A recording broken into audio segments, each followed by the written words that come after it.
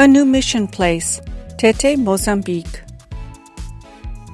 The opening of the Notre Dame mission in Tete, Mozambique, sprang from the meeting of two desires associated with the grace of God.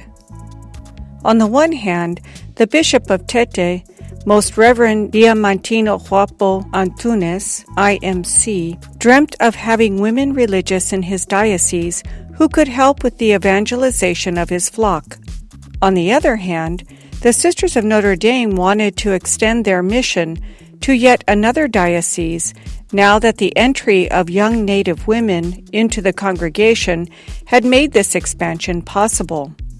On February 11, 2021, the three sisters arrived at Bairro Mateus Sansao Mutemba Tete, Mozambique. Sister Maria Leondira Lazzaretti, Sister Maria Domingas Benate, Sister Maria Aida Nhampenza, to begin their ministry with the people, especially those belonging to St. Peter's Parish.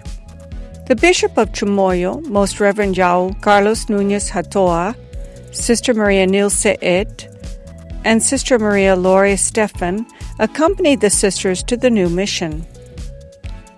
When the sisters arrived in Tete, they went to the diocesan curia.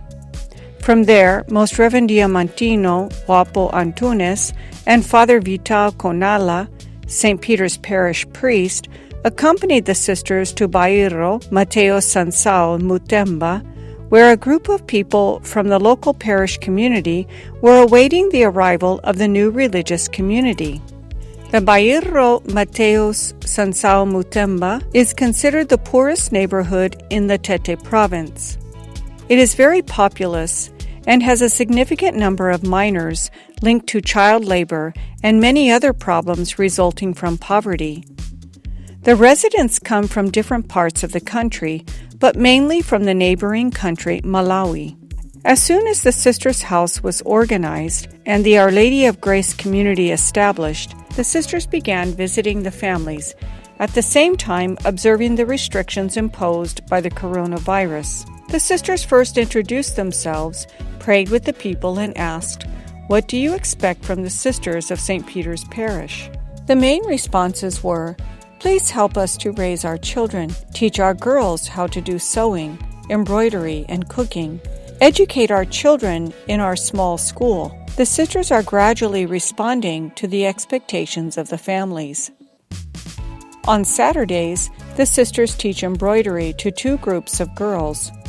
At the same time, they are making the necessary referrals to start classes at Mana Rosa School. Already, 60 children have enrolled, and the sisters are waiting for the government to allow classes in person once the country's health crisis is controlled. Providentially, all the necessary documents for the opening of the school have already been obtained. When visiting families, the sisters assure the people that their home is always open for any need. They also provide the people with a telephone number so that they can contact them if necessary or to ask for prayers for any intention.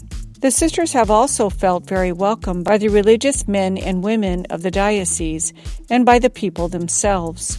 This was expressed in concrete ways, especially by the generous donations and when people say, "The sisters have not yet visited my home." Another significant aspect related to this mission is that some Native women have already entered the congregation from this diocese, sent by pastors who knew the Sisters of Notre Dame.